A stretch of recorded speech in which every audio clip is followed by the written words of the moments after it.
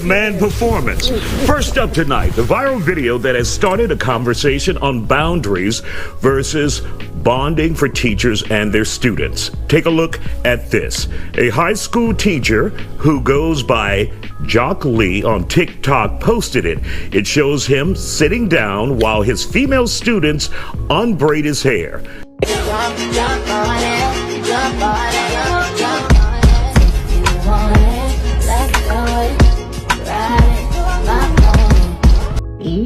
What? My ick is when you ask me how much the baby weighs and it's still in your hands. Dad comes outside and asks for a paternity test right outside the room door. Saying you don't want any pain medicine, no epidural, but you are at an 8 out of 10 pain with just a Cervidil and you're still closed, fingertip. Arrested development, failure to launch, Peter Pan syndrome, or whatever you call it. I think we all have it. All of us. Every single one. And sure, there are varying degrees of the ways that it manifests in different people, but overall, as a collective, we're childish, y'all. And social media is doing it, particularly TikTok. I talk often about humans' natural desire to be seen and cared for and to feel as though they matter, because we all inherently want our existence to mean something in the world during our time in it. This is a natural human tendency that ought not be shamed because it has its benefits. It makes the world a worthwhile place to live in.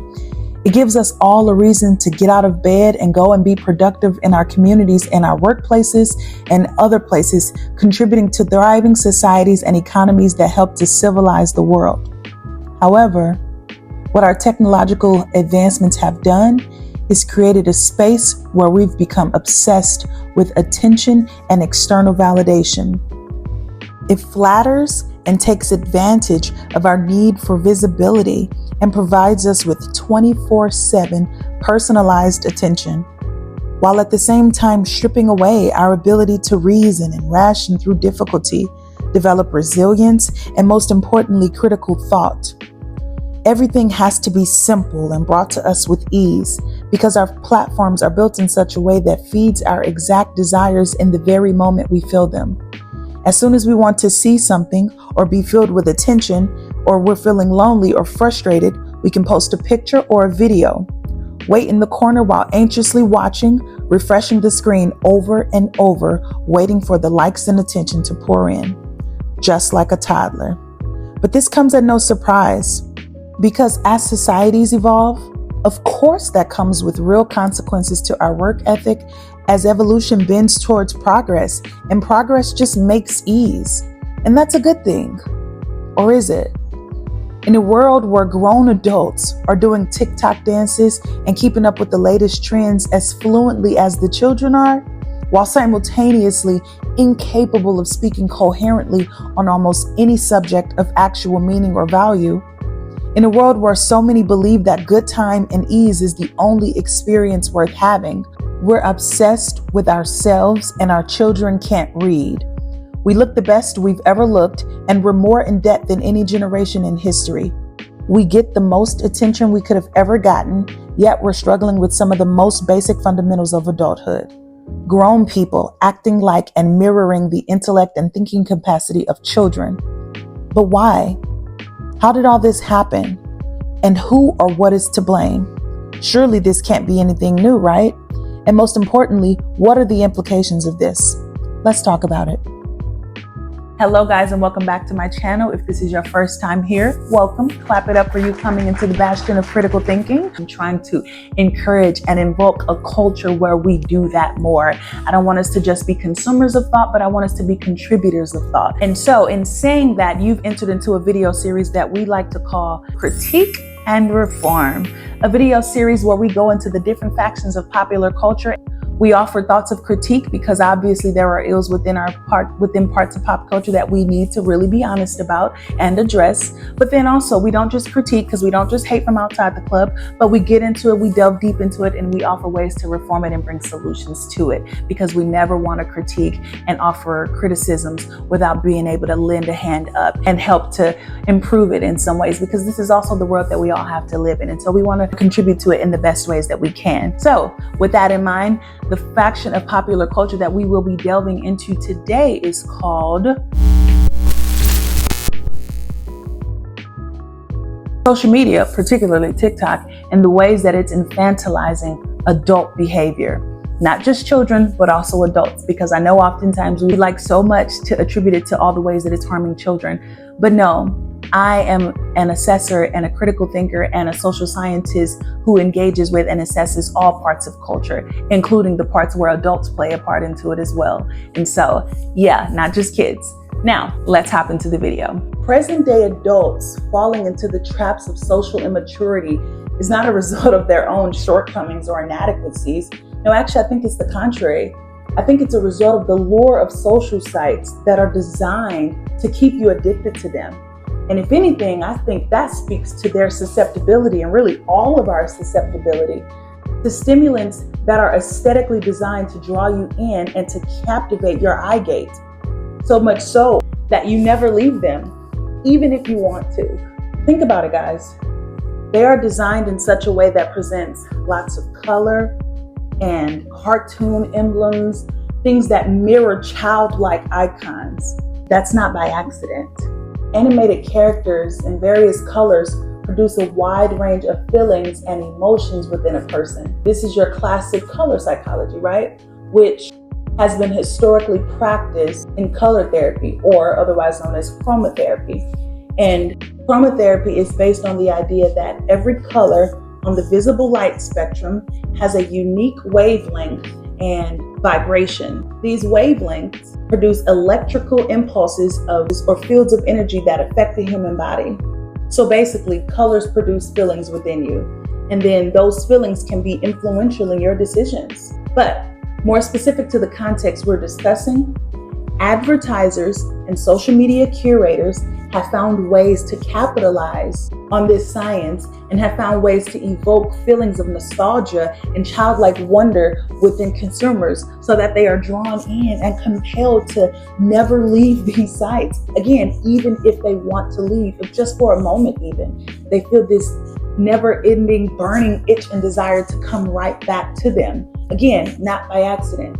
This is also a result of what's called salient psychology, or other psychologists call it persuasive psychology, which means when something captivates you so much so that it draws your attention, like we've been saying, that you can't seem to look away for it or remove yourself from it, because it's captivated you so much so that it's persuaded you to stay and also to engage with it continually. It's a persuasive stimulant, if you will. And then a lot of times this persuasion happens unconsciously, which means that even if it's harmful in some ways, you can't necessarily disengage because you've unconsciously made this decision because you've been persuaded unconsciously.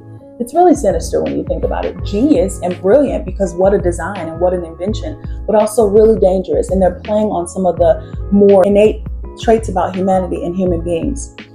Okay, but what does all this have to do with social media infantilizing people, right? These sites have pulled all of us in with mechanisms that play on our desire to be seen and validated, and our desire to escape from the seriousness of adulthood and to be drawn back into remnants of playful childhood. But why is all this a problem? Like, why are we even talking about this? And am I just being too dramatic? Maybe, because I am dramatic, but also no. Because we so often hear about all the ways that the kids of the future and young people even today will not and do not know how to talk to people and how to communicate with one another, because they are ruined, if you will, by digital communication in their phones, and they're glued to their phones. But guys, take it from a fellow adult, that's all of us, honey. I hate to say it, I hate to break it to you. I hate to say it, I hope I don't sound ridiculous. But that's all of us. We can't talk or espouse thoughts about anything today. And I mean everybody. I ask people's opinions about some of the most basic, fundamental of things, and all you get is a barrage of and maybes, and I'm not sure about that, and I haven't heard about that, or I don't know about that.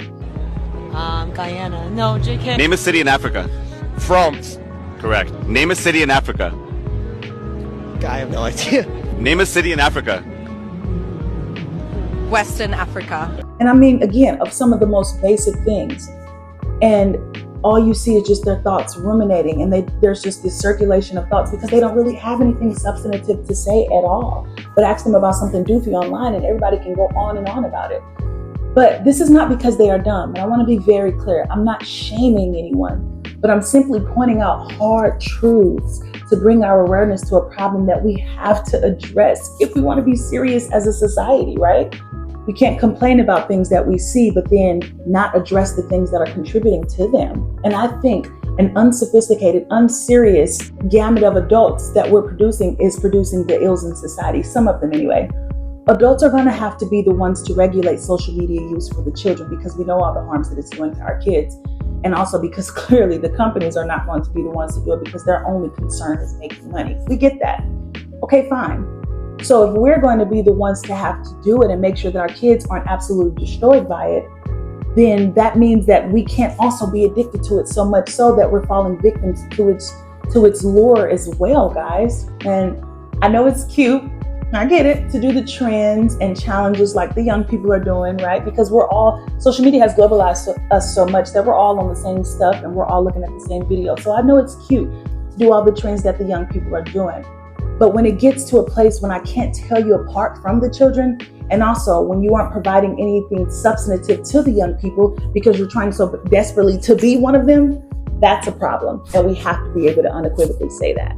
We don't take anything seriously, and that's a problem. And you can make the case, well, Raven, and I hear you here. I really want to offer perspective from both perspectives because I do understand. People just want to escape from the real world, right? And sometimes the real world is just too heavy and too hard, and social media is a way to relieve us from that, right? And we get thrust into a new world that isn't necessarily the real one with all the real problems that we have. And it works to, this is the interesting thing that I find in doing a lot of reading and research about it. It works to gratify those internal desires and good feelings that helps us to not feel the weight of the real world.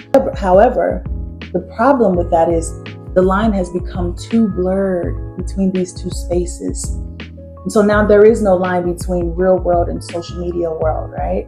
When it first came into play, there was, because technology wasn't as advanced as it is now. But now they know how to play on our psychology and our social psychology and make us addicted. I talk a lot about this in my book, It's Not Political. Little commercial break here to tell you to pause and go and buy these two amazing literary works. It's Not Political, The Case for Mass Divestment from Pop Culture. It's about why we need to divest from pop culture and all the things that I'm kind of talking about in this video and in this video series. So if you've enjoyed it thus far, you should probably read the book. If you like my words here, you'll love my words here. And also, one that I don't give enough credence to is my first baby, Lessons from My 20s. It's about navigating your 20s from a psychological perspective, but also I offer some deep stories and some sad and some real personal stuff about myself in here. So if you want to learn from a person who's left their 20s and have all of the professional and personal acumen to offer some good advice on it, then I totally suggest you want to buy this book. Either way, I just wanted to pause here and say you should go purchase my books because I worked really hard on them and I think they can really benefit and bless your life. Okay, back to the video. All these trends of girl math and boy math and funny, cute, and low-key true in a lot of ways, trends that we've seen that kind of riff or go into who we are as men and women and some of the ills or just the common themes we've seen in our culture. I found a lot of them true of me. Hey, you want to get Chipotle tonight? I can't. I'm trying to save money. Dang, it's free chips and guac with any purchase. Did you say free chips and guac? With any purchase, yeah. So we're losing money if we don't go. Technically? I'll grab my wallet. And this. Okay, so $3.50 is going back on your card. Is that okay? Yeah, that's great. I love payday. What size would you like? How much is the medium? $5.09. And how much is the large? $5.90. So they're both $5? 5-ish. I'll take the large. Defining girl math versus boy math. Girl math states that if you buy and numbers stay same in bank, then it's free. If you did not buy, then you're making money. Boy math want make number into more big number. Girl math buys shampoo and pays with cash, so it's free. Boy math no want one shampoo. Me want 5 in 1 shampoo. Author Ali Moustakis wrote about this trend, particularly about its negative implications on womanhood, in an article called TikTok's Girlification of Women is Infantilizing. She writes, while the girl trend may be rooted in empowerment, using the word girl to describe adult women is infantilizing, and it also reinforces society's expectation that women shouldn't age. This trend risks diminishing women's accomplishments and undermines the centuries of progress women have made in the fight for gender equality. She goes on to say a few lines down, we must find a way to celebrate femininity without undermining it. After all, empowerment shouldn't come at the expense of reinforcing tired stereotypes. Our consistent desire to be young is not a new thing, obviously, because we built a society on efficiency, moving closer and closer each passing decade toward automation and ease. Hell, everything in America is about being fast, pretty, and agility. All things that are relatively associated with youth. So, again, I am not angry at the consumers for responding to a system that was designed to shame them for aging or dismisses the very age group that has done what we're all here trying to do, survive. However, this is precisely why I assert in my book, It's Not Political, the case for mass divestment from pop culture. We must chart a new path, one that is centered around things that make us most human: morality, human connection, love, and empathy. This culture has shamed old people for aging, and now we can't even get some of our elders in the game to stop trying to chase after their heyday and embark in the new phase of their life. The phase of life that's about pouring wisdom and insight into the coming generations. And if I can, I just want to pause here just for a moment and offer this plea to my people, maybe like 40 and older, right? I know culture has made you think that relevance can only come from a viral TikTok dance, some random video, or doing something outlandishly crazy to garner more attention. And I bet, and I can feel it, you're probably feeling the pressure of all of that. I get it. But no, it's quite the opposite. Now more than ever, y'all, we need wisdom. We need the folks that have lived and trekked the road that many of us are now trying to trek. And we need you. We need you offering your perspective and not trying to do what the kids are doing. It's time out for knowing the implications and the negative consequences of these social media sites, but then engaging on them so much that you just dismiss them because, oh, well, I want to have fun too and I want to be a part of the group too. No, we need leaders. We need sophisticated thinkers. The lane for clout chasing and clout chasers is overly saturated. We need people that can start pouring. We need a recognition that not everything is about pleasure, not everything is about ease, not everything is about luxury, but that there is value in the struggle. There is value in contending for the truth and pushing past your feelings to garner results that can last a lifetime. Sometimes it just is about quality over quantity. And guess what? These truths aren't automatically reached, but rather it takes the experience that yields wisdom to acquire them. But if everyone is fighting to stay young, who's going to take up the mantle to instill them? We need sophisticated thinkers, or else our politics, our churches, our schools, our homes, our entire world will be relegated to goofballs and clowns and goofies. Which, don't get me wrong, I'm not here to shame them because they have their place as well. And in every iteration of society, in every era, the great ones or the worst ones, we've had a variation of the two. But they can't be the whole of who we are. And they've never been the whole of who we are. And what we contribute to the world, our generation now, for future generations, we have to be concerned about that.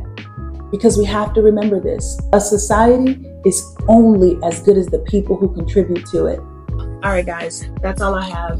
I hope this video was helpful. I really wanted to be able to get this video condensed as much as possible, so I hope you got the gist of what I'm saying. And I'd love to hear from you. What are some implications of this? What are some implications of this infantilized society that you've seen that social media is kind of producing? And what is it that we can do about it? How can we help? How can we help to grow our society up and make sure that we're contributing substantive things to it to help advance the world? I'd love to hear from you guys in the comments. And until next time, I'll talk to you later. Bye.